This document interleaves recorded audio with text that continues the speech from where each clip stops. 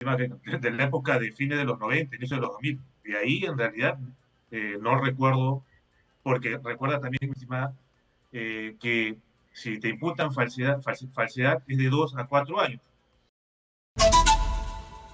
De Perú moderno, 16.560 afiliaciones, firmas observadas, ¿no? Esas fichas con firmas observadas. PRIN, 13.392, Demócrata Verde, 7.000, Primero la Gente, 5.000, Voces del Pueblo de Guillermo Bermejo, ¿no?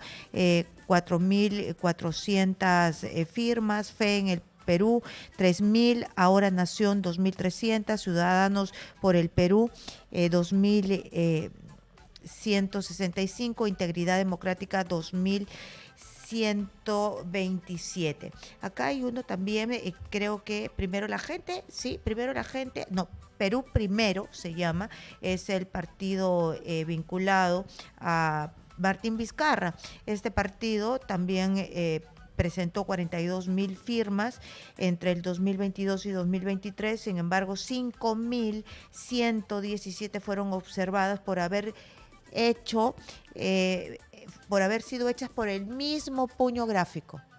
Ya esto ya se los había contado, pero siempre no hay que olvidar que 5.000 firmas con el mismo puño gráfico.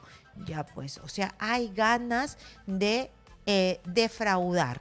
Nosotros vamos a hablar de esto precisamente con José Naupari, experto en temas electorales. Bienvenido, señor Naupari, a Exitosa.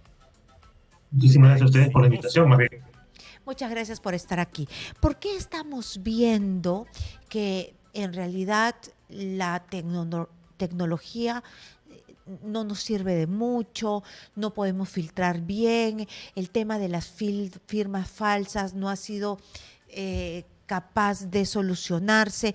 ¿Qué es lo que usted ve como experto electoral en esta serie de denuncias? Porque es un cúmulo de denuncias, no solamente son las firmas falsas, sino también es que la Contraloría le había dicho al Jurado Nacional de Elecciones de las afiliaciones indebidas. ¿Qué es lo que ve usted aquí?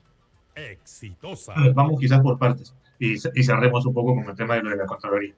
A ver, primero, que más bien lo que ha quedado claro es que lo que falta es tecnología, porque seguimos teniendo el tema de la ficha de afiliación llenada a mano, seguimos teniendo el tema de que la verificación semiautomática se da en base al cotejo, que es prácticamente visual entre la ficha de afiliación y la firma que figura en la ficha RENIE.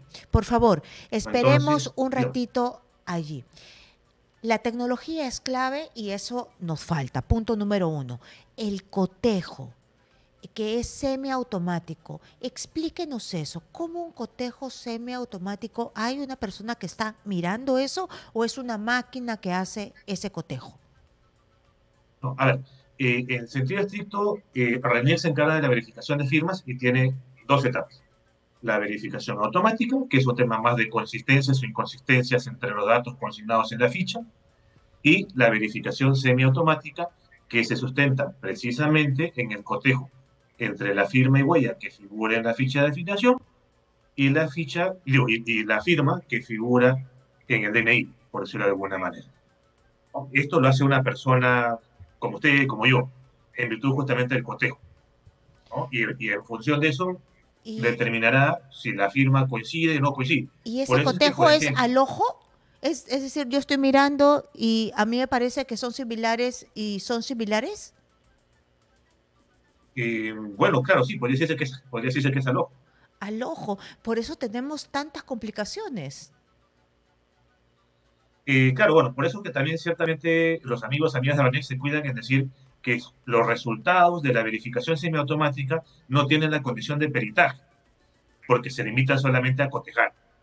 Mm, Y de repente diría yo que los zapazos sabidos y a los tramposos de los partidos que quieren llegar a la meta saben estas deficiencias y comienzan a hacer las firmas falsas copiándose pues de las firmas de alguna lista que en el mercado se vende de todo, ¿no? Deben vender listas con huella, yo no sé cómo hace, se ha expuesto en un reportaje que es muy fácil conseguirlo. Luego vamos vamos a seguir con usted para que nos explique que después de la tecnología, qué cosa es lo que deberíamos o deberían hacer los organismos electorales. Nos tenemos que ir rápidamente a una pausa comercial. Ujú. Regresamos con José Naupari, experto en temas electorales, para que nos diga qué podemos hacer con este problemón que en realidad siempre ha existido, pero que no lo solucionamos. Estamos llenos de partidos tramposos que les gusta llegar con firmas falsas a las metas. Regresamos, no se muevan. Ya nos había propuesto, había dicho que el tema tecnológico es importantísimo. Señor Naupari, ¿qué más se necesita para que no repetir lo mismo de hace 20 años? Estamos con las firmas falsas hace 20, 30 años. Bueno, y volveremos, porque en realidad, si no tenemos otro tipo de ajustes, ahora que desde el año pasado se ha reinsertado la figura de los adherentes, aparte de lo de los afiliados, la potencialidad de riesgo de firmas falsas o de fábricas de firmas o de terciarizar la recolección de firmas es alta. ¿A dónde podríamos llegar? A utilizar el DNA electrónico, a eventualmente utilizar el reconocimiento facial, a eventualmente, de repente, el lector de huella, a llegar a un punto intermedio en el cual tú puedas, entre comillas, como ocurre en términos futbolísticos, tú puedes dar una lista de buena fe de los potenciales afiliados, pero no van a ser afiliados hasta que la propia persona se acerque a alguna oficina de RENIEC, que puedes hacer un convenio con el jurado para que coadyugar a que haya, porque tienen más alcance, para que la gente pueda acercarse y reafirmar su afiliación. O sea, tenemos esas alternativas, ¿no? Porque acá hay un tema también importante a propósito del tercer tópico que usted comentaba al inicio de esta charla, ¿no? Respecto al tema del informe de control. Lo que hay que tomar en consideración es que son dos procedimientos de naturaleza distinta. Me explico. El procedimiento de inscripción de un partido político es un procedimiento sujeto a evaluación previa. Por eso es que hay una verificación de firmas. Que no sea lo más óptimo que uno esté totalmente de acuerdo, pero está sujeto a una verificación, a una evaluación previa. Porque justa, y como está precisamente sujeto a una verificación previa, es que no puede estar aplicando fiscalización posterior. Ahora, cuestión distinta ocurre, y es un poco a eso apunta el informe de orientación de oficio 030-2024 del jurado, es que dice, cuando yo lleno mi declaración jurada alegando una afiliación indebida y el partido político no responde en el plazo de 3 días, la nulidad de la afiliación es automática. Lo que está sujeto a esa fiscalización posterior en sentido estricto es el tema de la afiliación indebida cuando no hay respuesta del partido. De acuerdo. Entonces son dos cosas diferentes. De acuerdo. Cuando se detecta, así como se ha visto el día de hoy, tantas firmas falsas, tantas firmas de un solo puño gráfico, Perú Moderno tiene 16.516 firmas observadas, ¿no? El partido de Vizcarra tiene 5.000 firmas de un mismo puño gráfico. Cuando se detecta esto, ¿qué se hace con los partidos? Porque una, dos, ya 200, se le pasó a alguien, ya, pero 5.000 quiere decir que hay una ganas, predisposición de defraudar, de mentir, de hacer la trampa. ¿Qué se hace con ese partido o se le deja nada más al tramposo que siga en este juego electoral, partido electoral, carrera electoral? Bueno, en la medida en que un procedimiento de inscripción de un partido político no tiene naturaleza, un procedimiento sancionador, en ese contexto uno materialmente se limita a denunciar si cumples o no cumples los requisitos, lo cual no quiere decir que si es que uno advierte aparente justamente falsificación de firmas por la considerablemente alta de cantidad de consistencias, esto debe ponerse en conocimiento del Ministerio Público. Pero ¿cuál es el inconveniente?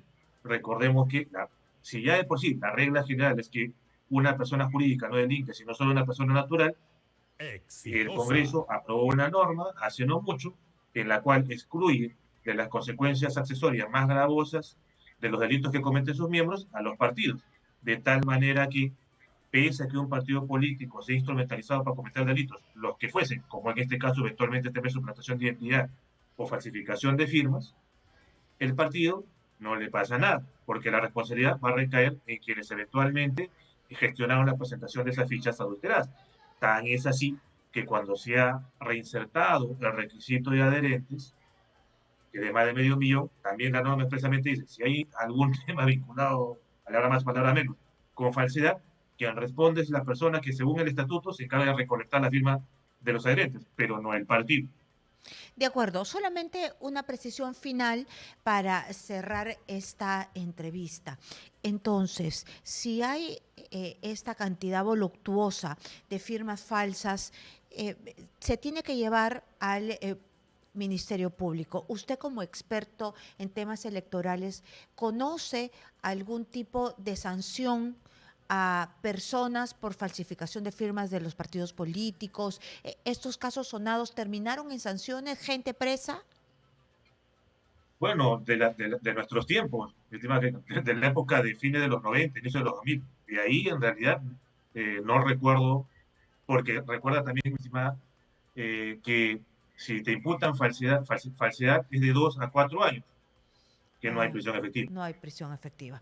Muy bien, entonces de estas debilidades, digo yo, se deben agarrar pues los tramposos, porque si saben que estamos en la época de la carreta cotejando, una persona ya me imagino, se están poniendo los lentes, una lupa así para ver las características de la firma, eso no es un cotejo pues en estas épocas modernas. Falta Exitosa. tecnología, es lo que remarca José Naupari, experto en temas electorales. Muchísimas gracias por estar aquí diciéndonos cómo funciona este complejo sistema electoral que está pues en la época de las cavernas. Muchísimas gracias.